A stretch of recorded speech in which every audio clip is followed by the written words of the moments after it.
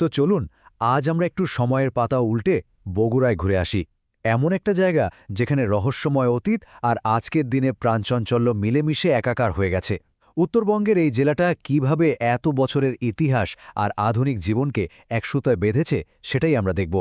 প্রথমেই যে ছবিটা আমরা দেখছি এটা মহাস্থানগড়ের, বাংলাদেশের সবচেয়ে পুরনো প্রত্নতাত্ত্বিক নিদর্শনগুলোর একটা।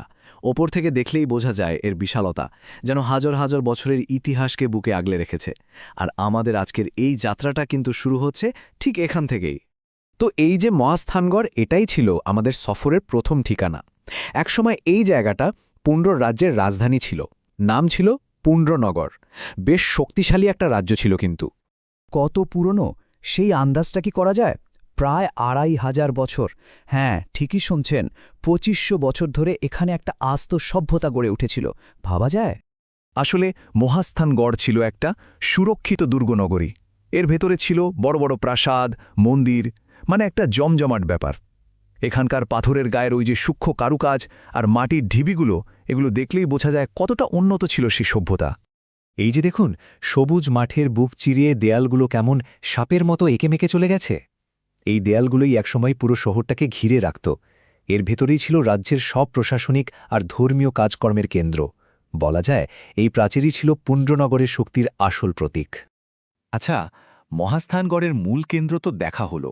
এবার চলুন এর আশপাশে একটু ঢু মেরে আসি, কারণ এখানেই আসল মজা।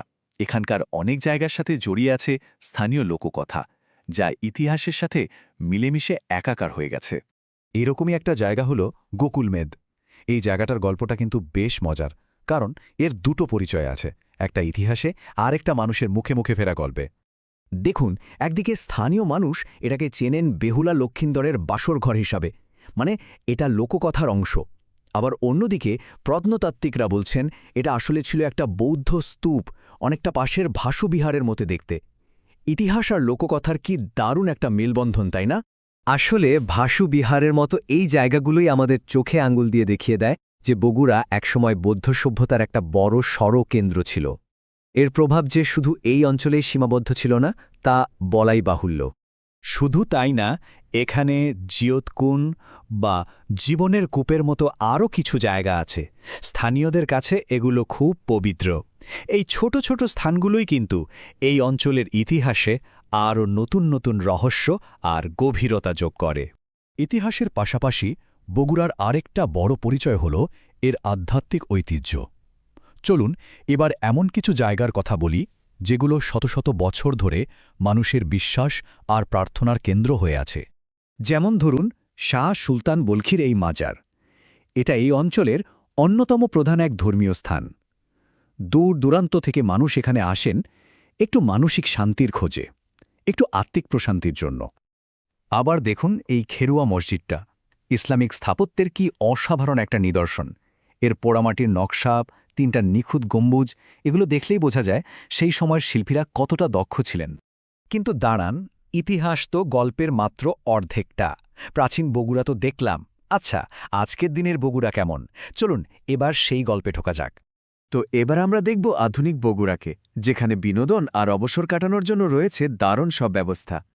প্রাচীন ধ্বংসাবশেষের ওই শান্ত থমথমে পরিবেশ থেকে একদম ১৮০ ডিগ্রি ঘুরে গেলেই চোখে পড়বে আজকের বগুড়ার কোলাহল।